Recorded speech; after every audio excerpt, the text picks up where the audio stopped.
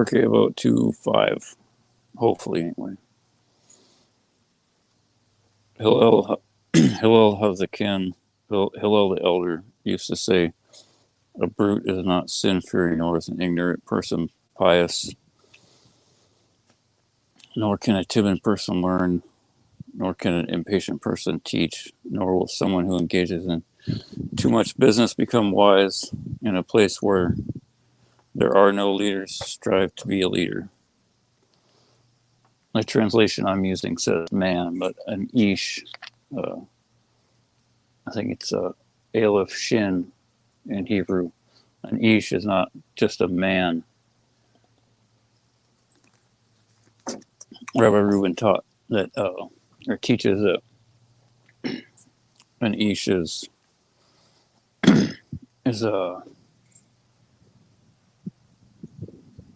like a leader of the community.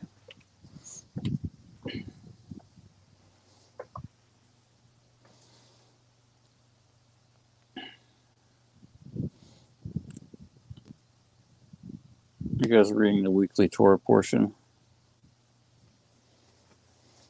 I've been thinking about the getting divine assistance with the sages say. I learned from Rabbi Reuben and Rabbi Mizrahi that the sages say that anytime you want help in your life, you just read the weekly parashah, the Torah portion, for whatever week, and whatever help that you need is in the Torah portion. But you really have to read it and pray and beg to God for the wisdom and and they show you what you need to see. Because if you just read it like it's a book, you're definitely not going to see anything that you need to see.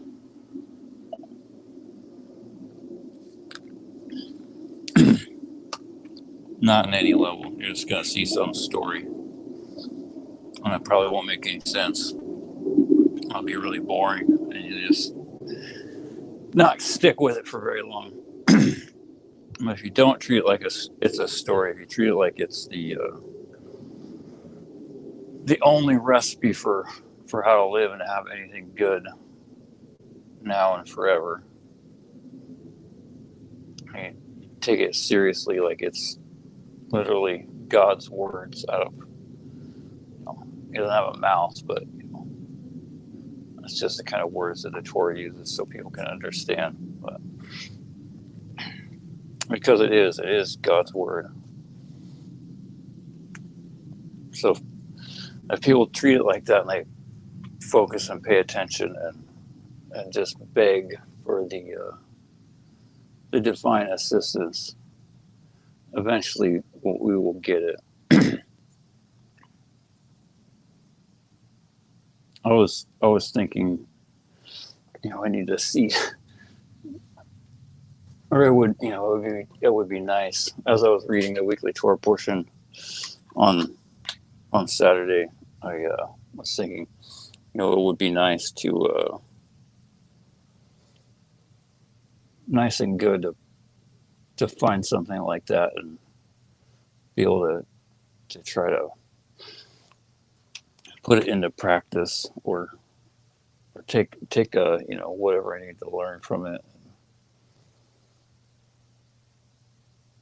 I forget exactly where, but it wasn't anything that I saw something, and then unfortunately I forgot, and I had to apologize to God and beg him to remind me so I could remember what it was and then try to burn it into my soul. I thank God he had the mercy to put a little drop of wisdom in my brain to let me remember. And I went back through I had to go back through the Torah portion and read, or at least skim over a lot of it. Maybe I'll try to to find out which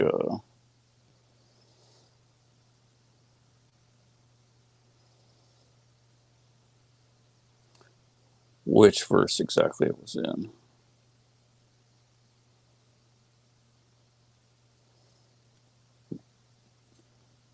The Torah portion was Parashat Eikev and Deuteronomy. Eikev starts in 7:12.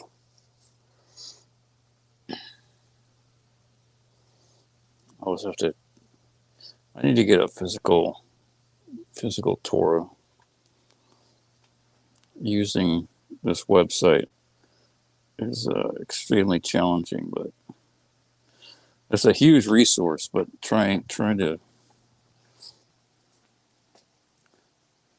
make it stick where you want it to go, or I want it to go, or stay is a serious challenge. But that's just part of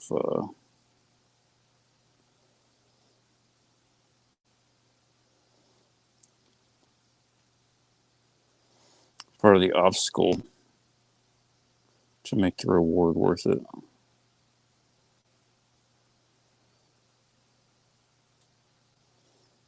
That's not it.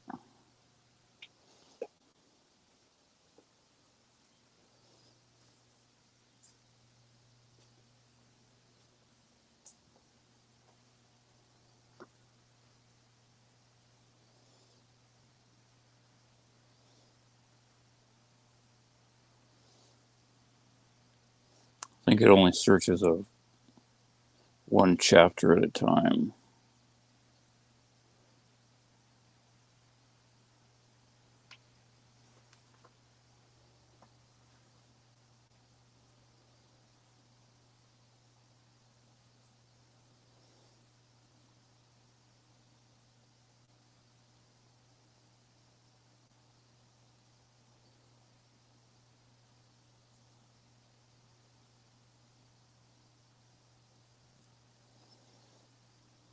I'm not sure. I'll have to toil exactly on how I can apply this, other than trying to find somewhere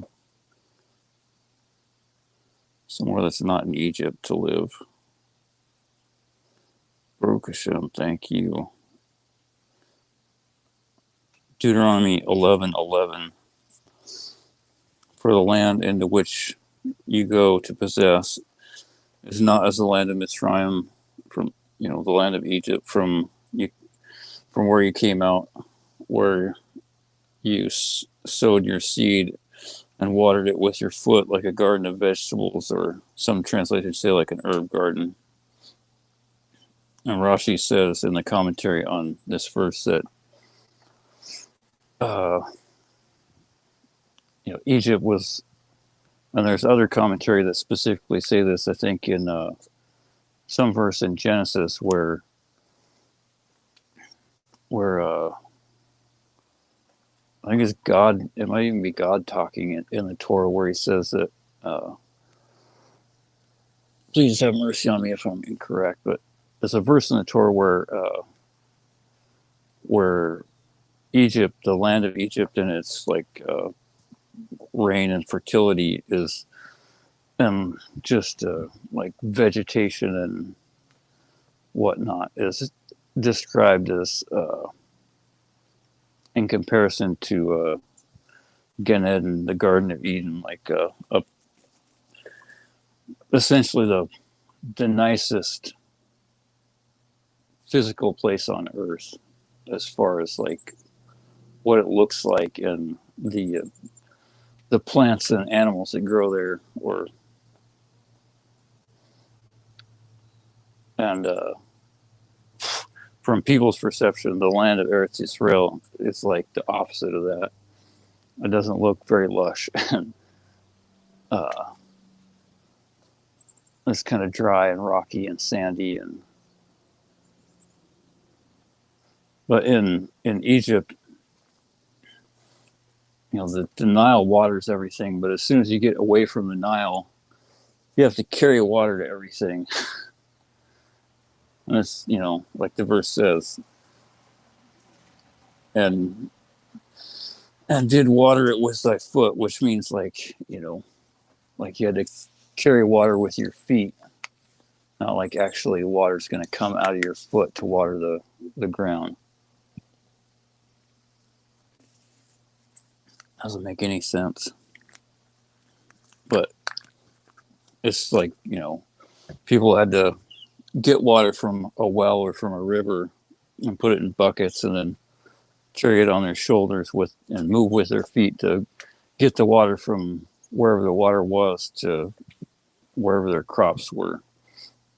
And for whatever reason, there's water, there's a ton of water in the river wherever the water source is, a lot of places, but there's not a lot of water that falls from the sky as rain. Or even if there is, sometimes the ground just doesn't hold it that well.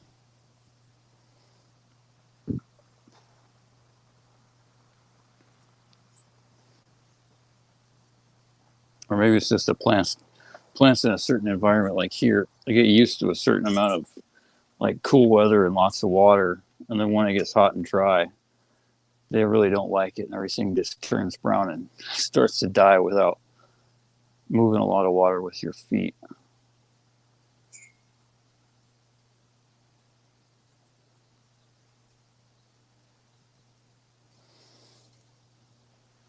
Well, that's just something I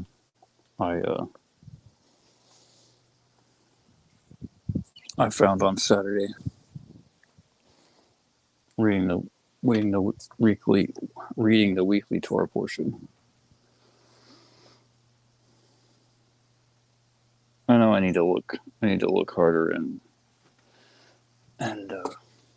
pray more to get real like critical, important stuff. Other than just like the basics of be absolutely terrified of the consequences of your actions, and always have the fear of God like in the front of your mind, as that's really the only way that a person won't sin.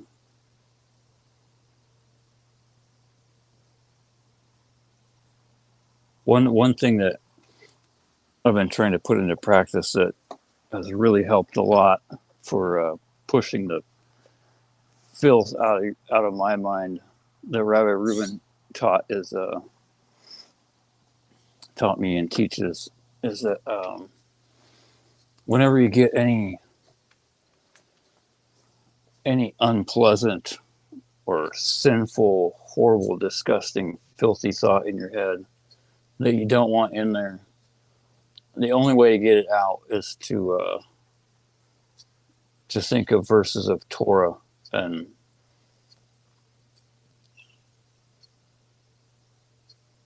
that's why it's so important to go over what a person learns like over and over and over again. At least something. You gotta have something that's like always, something that you can rely on, as something that you can say in your head or out loud to remind yourself. And not just as a reminder, but it will like physically and spiritually act as like a shield against all the filth, all the impurity and evil in the world, and inside, unfortunately, inside most people's heads.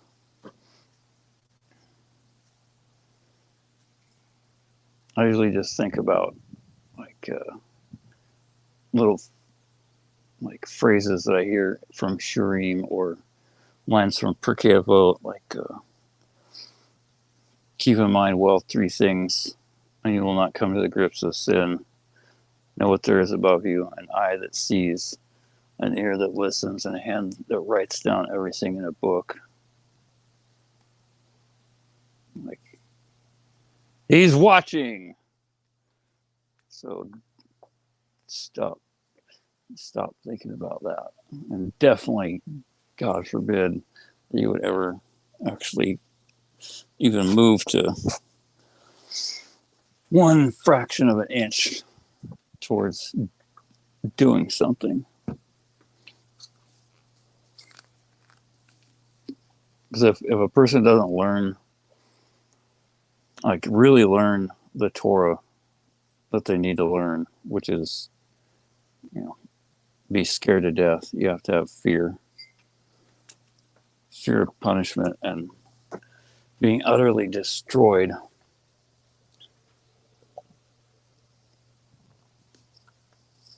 And then build on that. If a person doesn't learn that stuff, learn Torah, and just burn it into their soul, there's absolutely no hope for a person to not sin. Eventually, a person will fail without the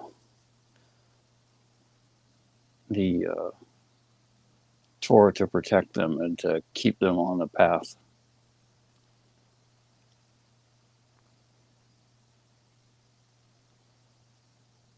But if you're not, whoever you are listening to this at whatever time, if you're not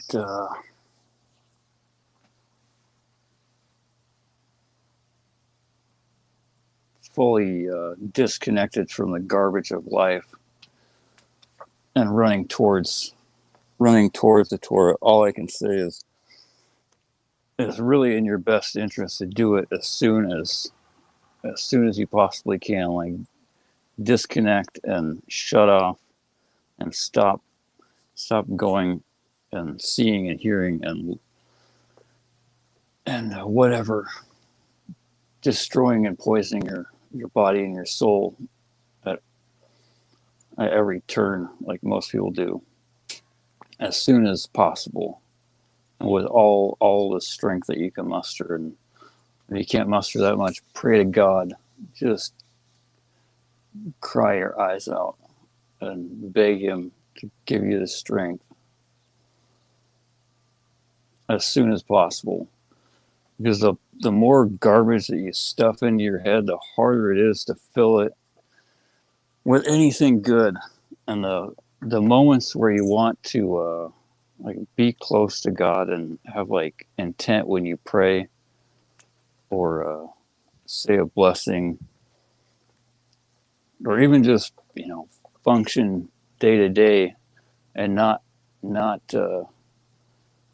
be driven absolutely insane from all the disgusting filth and thoughts that are like churning up from the cesspool of stuff that you stuffed in there up until you did teshuva. You got to cut it off like immediately, like it's a cancerous growth. Just get out the cleaver and whack it on the cutting board and throw it into the trash, and then burn it all, and never ever look back.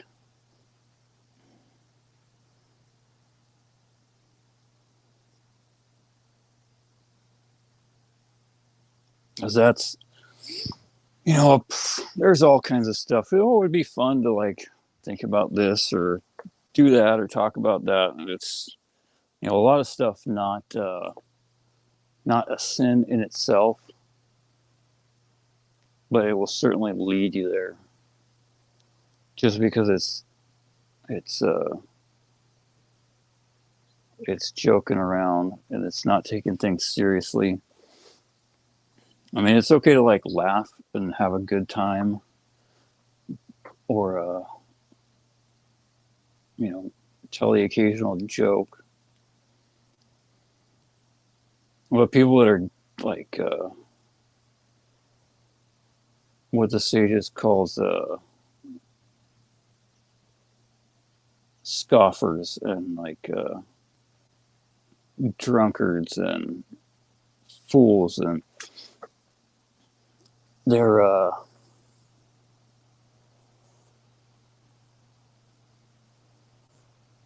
like in one of those Pirkei Avot that I was reading, it's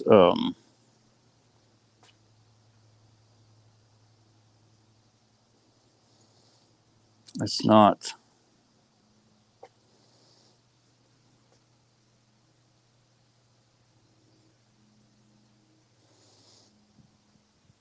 Oh, it's a brute. This translation of Pirkei Avot 2:5 translates it as a brute, but I think I'm not sure if it's Hebrew or Aramaic, but the word is boor, bet vav resh. It basically means like someone that is devoid of any Torah wisdom and has like no, just absolutely horrible character traits where they're like angry and jealous and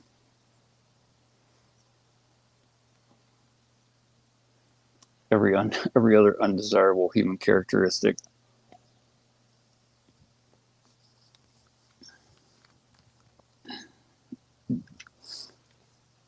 A person like that will never be never fear sin, because everything is just, they don't take anything serious.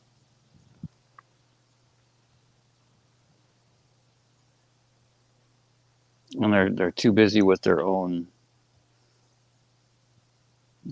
idolatry of self.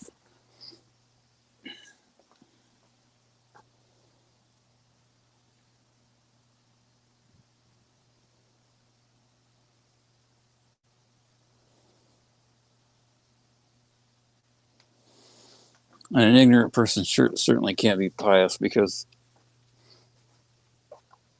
or no, yeah, an ignorant person can't be pious because if you're ignorant, there's no way you know.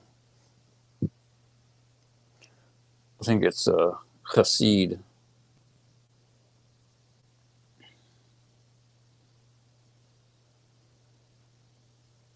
Yeah, because righteous is just the basics of the Torah for, for whoever you are. Whether you're a Jew or a goy, everyone has like a baseline of mitzvot that are required in order to be observant and kosher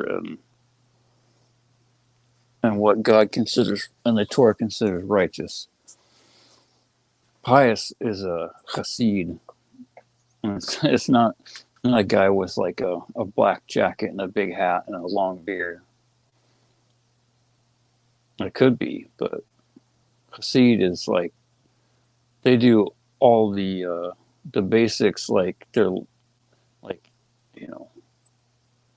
like it's breathing air, and then they do extra stuff, super meticulous and stringent, because they're that devoted to God.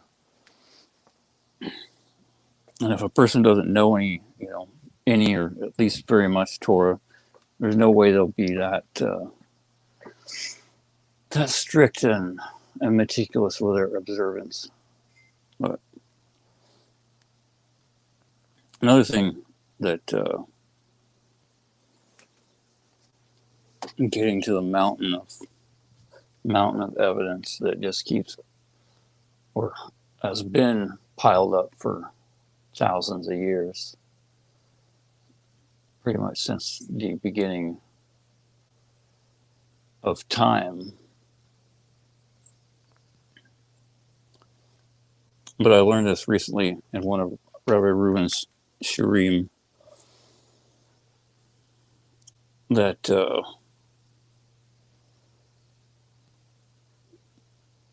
no one can die for someone else's sins.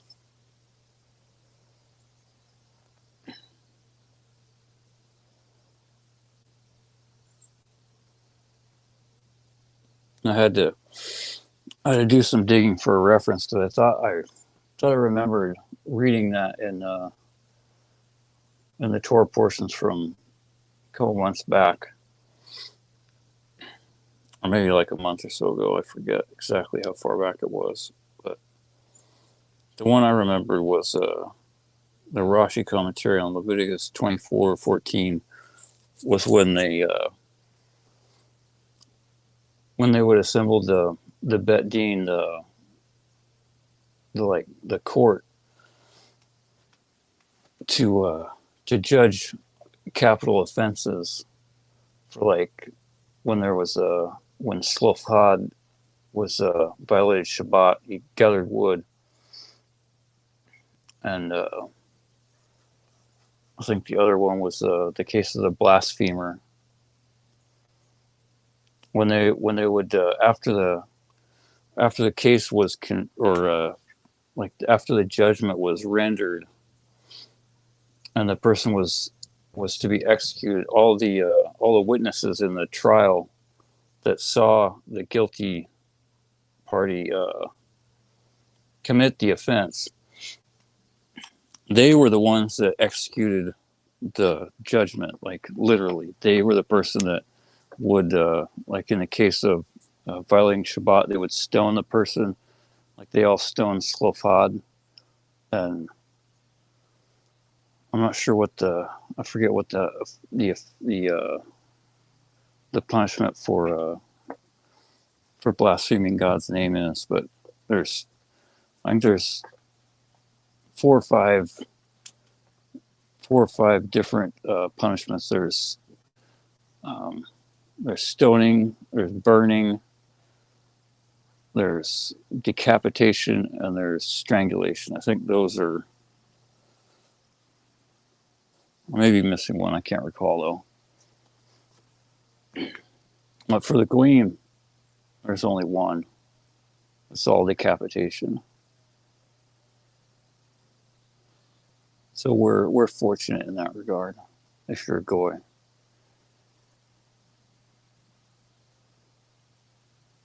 Some of the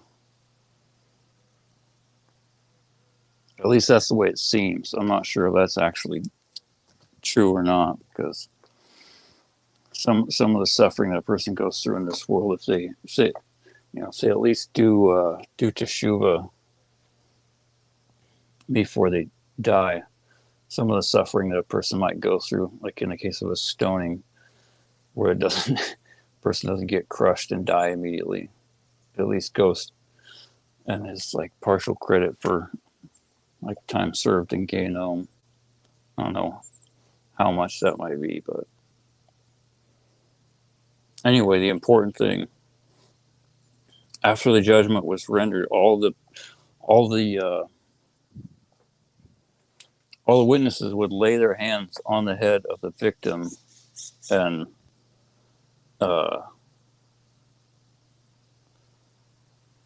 declare, just like the Kohen would with the korbanot, the sacrifices, or the like in Yom Kippur, the scapegoat. They would lay their hands on the animal, and all the sins of the congregation would be placed upon the animal. But in the case of a guilty person, it's like everyone acknowledging, like one for a capital offense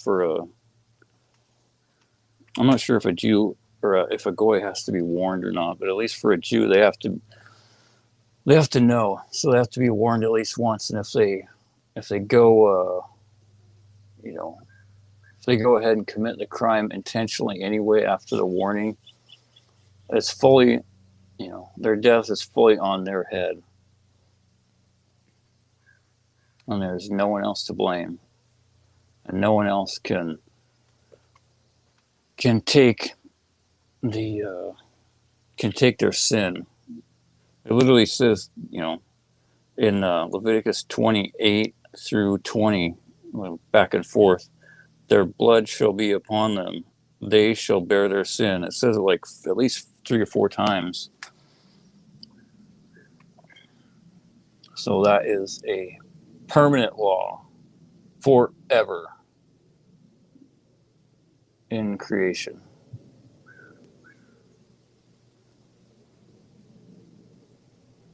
No one can die for someone else's sin.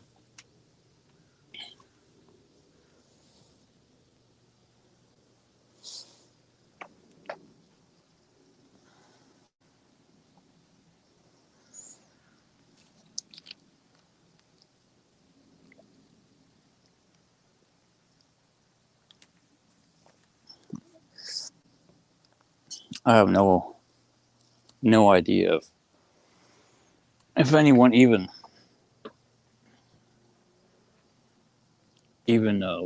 watches or listens to these, let alone whether or not whether the words sink in and they have any effect,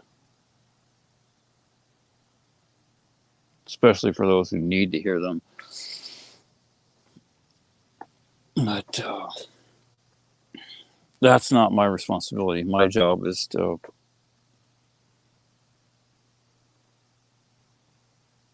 just try to do my effort.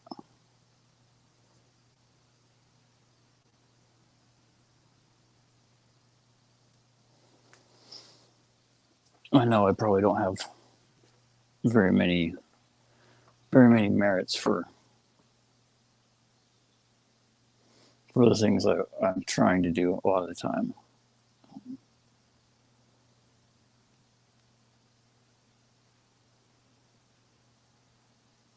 That's the weird thing about merits. I used to think that this just shows how much of a Balgaiva I was and still am to a huge degree. Was that I would think when something didn't happen, once I learned of this concept, I would think well, that person probably just doesn't have the merit for to hear the truth or whatever, or to whatever scenario. But ultimately, it was I don't have the merit, and I'm a massively egotistical, arrogant, filthy human being with just the worst meat out in a lot of ways. And I have a lot of work to do. A lot.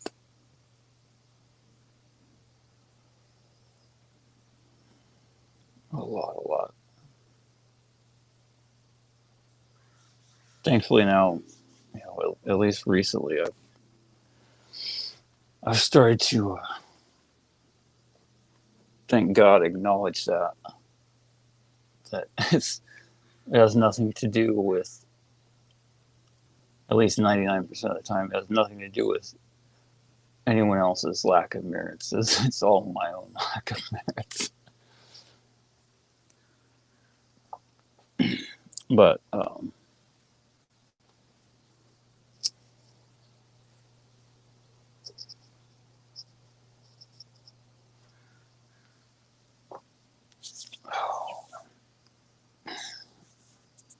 one thing that's also been reminded to me lately is if a person ever wants to really prove 100%, how do you know that God is real, or the Torah is real, or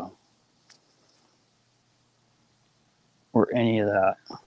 Most of the huge serious barriers that people have before they stop lying to themselves and making excuses and just follow it, is whether you believe it or not, all you have to do is start doing kiruv and just keep doing it more and more.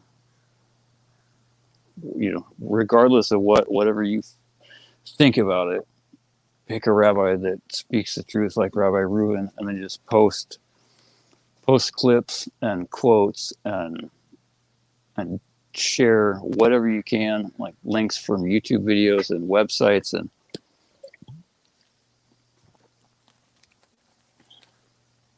if you stick with it long enough, eventually you'll get help from God to make your effort worthwhile. And most likely, you will end up doing teshuva in the process regardless. But even if that doesn't happen by the time this other thing occurs, it will be absolute 100% proof, because once your efforts are effective enough, the Satan will get up out of his chair and he will just beat you half to death and drive you absolutely insane, because you're racking up a huge account of merits that he doesn't want you to have. Eventually, I mean, stuff's easy and simple at first, just like teshuva. People get a lot of assistance at first. That's why it's important that a person like just runs full force in their teshuva and their kiruv efforts, with like every spare waking moment that they absolutely have, until they hit the wall, and then reassess things from there, and then just kind of slow down a little bit and try to be smart. When you see things like start just going absolutely insane, to kind of back off just a little bit, just enough for the Yetzirah, for the Satan for Satan to get, for him to think that that you gave up or got distracted and are doing something else, and then as soon as that moment is, do a 180 and go straight back to it. And then he's, I mean, to me, it seems like kind of counterproductive and like a huge waste of time. But I don't make the rules. I'm just a meat popsicle, just trying to do my best to figure it all out and follow it. But it is certainly true. If you do it, you will find out 100% guaranteed. But you have to really do it.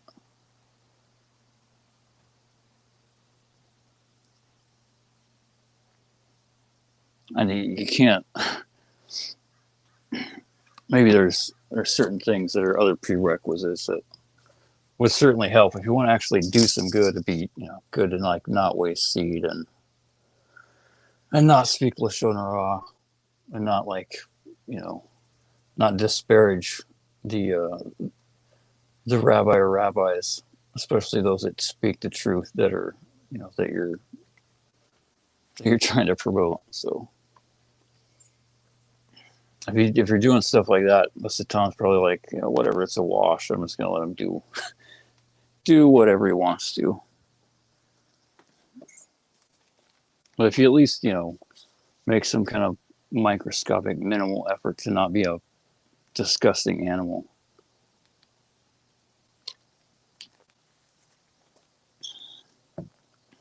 a person will see for sure.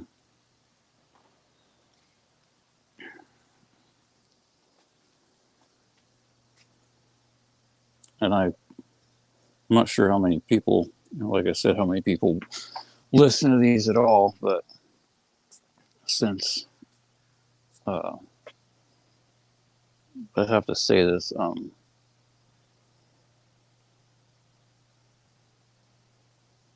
if you want some merits, share the Great Siyum, the like almost 4-hour video on Rabbi Yaron Rubin's channel. Share that as many places as you can, and like it, and even though you probably don't speak Hebrew and won't understand it. Try to watch at least some of it.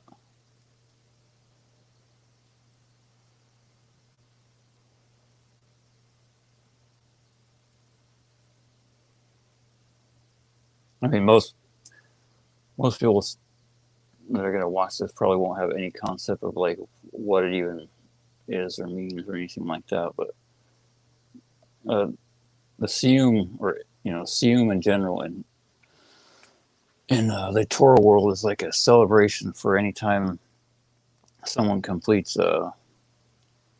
like a book of Torah or books.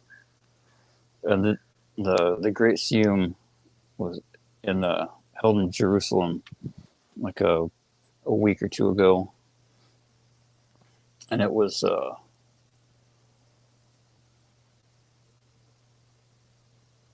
don't know, it wasn't huge as far as like a stadium full of 50,000 people, but it was quite a few people there. And the Satan is trying to do everything he possibly can to make it look like it wasn't that awesome, and it wasn't that big a deal. Like there wasn't that many people there, and he's trying to he's trying to distract people from watching it. He certainly probably doesn't even have to try to doesn't have to do much for people just don't comprehend what it is. I mean, I'm not sure how many people, but a whole bunch of people that pretty much do nothing but study, learn, and teach Torah, completed like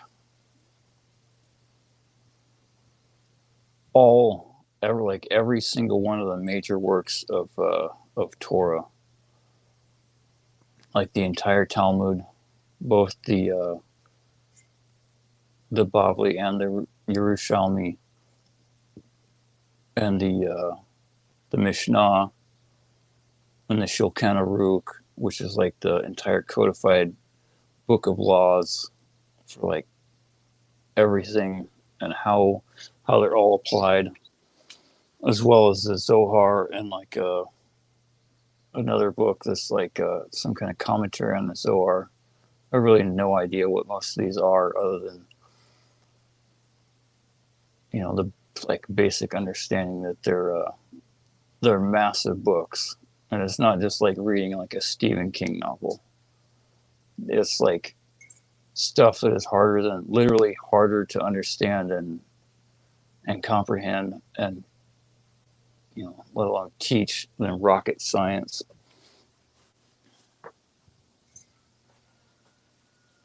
And so when they learn these books, it's like a massive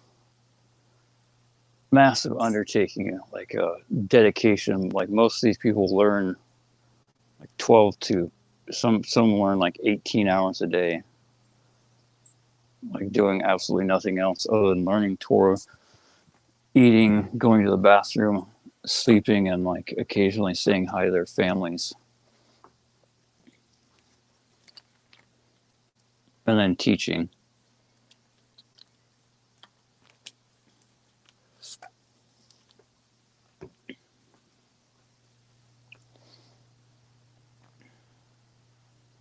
And so sharing the video would be good. It would help everyone in the world. It would help Rabbi Reuben. It would help all of his organization and all the people that work and fight the Yetzirah so hard to put all that stuff together. Like, I'm sure most people think that most people probably don't even know half the stuff that Rabbi Reuben and his organization Bezrat Hashem does. So they probably couldn't know, but I mean I'm not aware of any other organization that does just so much to teach Torah and to help people that learn Torah that are poor, especially in Israel. Not even places that are like massive and cover the world and have like $100 million budgets. They don't even do as much as his organization does, and he's like minuscule and compared to like their financial size.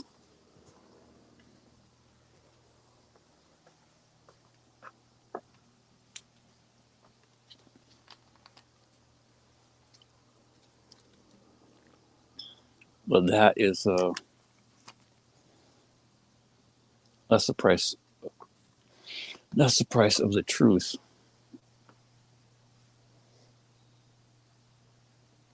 It's a serious uphill struggle all the way.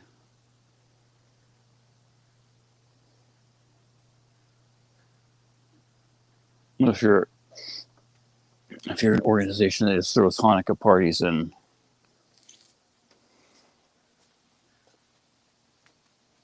teaches people the nice fluffy things about the Torah mostly, and doesn't really fire them up and get them to have real Irat Shemayim, then the money just seems to come flying in. There's rarely a shortage. I mean, a lot of places have so much money they keep buying stuff that no one really needs, like another building or another Sefer Torah, which is a amazing mitzvah, and that's something that every congregation should have. But I don't think there's any congregation in most of the world that really lacks one, and it's they don't really do any good if there's no one to read from them or teach them, especially not in a true way that's true to the Torah.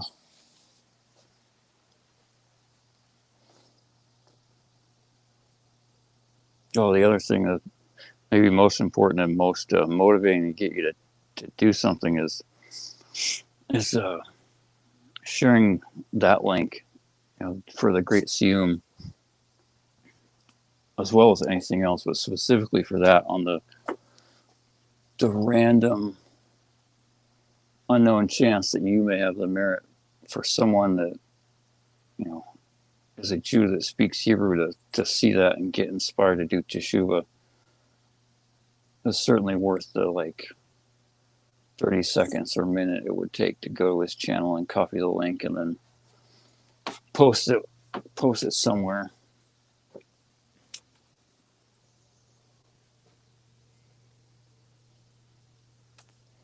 Speaking of that, maybe I should do that.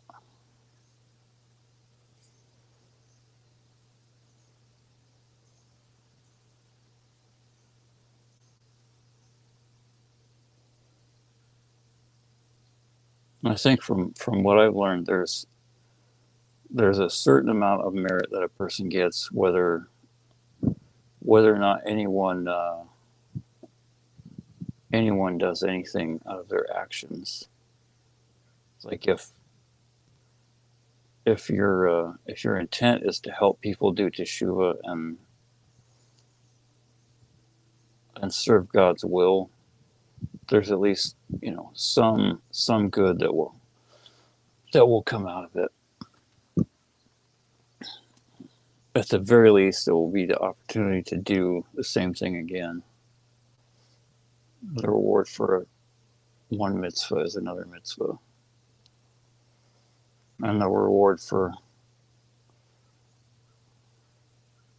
An avera is another avera, a sin.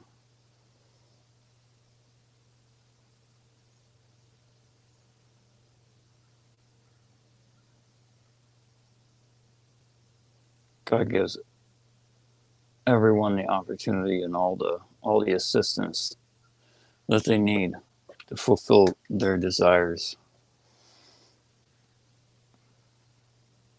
If a person desires to unknowingly go to Gehenna through committing numerous sins, that's what they'll get. The path will be just wiped clean with no impediments, pretty much. Other than if they have some kind of merit, occasionally they'll get a warning sign to do teshuvah. And kind of, the exact opposite is true. If a person just desires to do God's will and more mitzvot, they will get a lot of assistance to do mitzvot. But there's, if they run full force, there's a certain point where there has to be some kind of resistance, just because the reward is just beyond understanding and too great to be totally unimpeded. We always need tests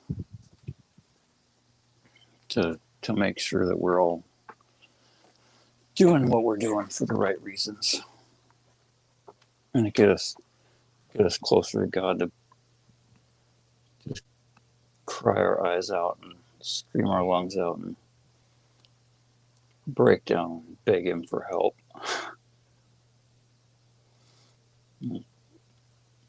Baruch Hashem, He always answers, always. Just, sometimes it's not always right when we want it or in the way that we want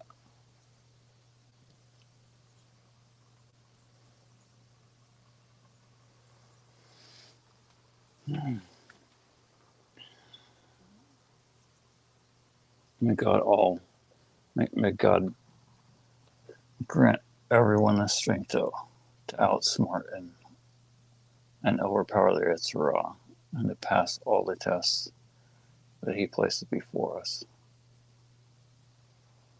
And if we fail to always, please show us the truth and give us the strength to do teshuvah immediately with a mountain of His help.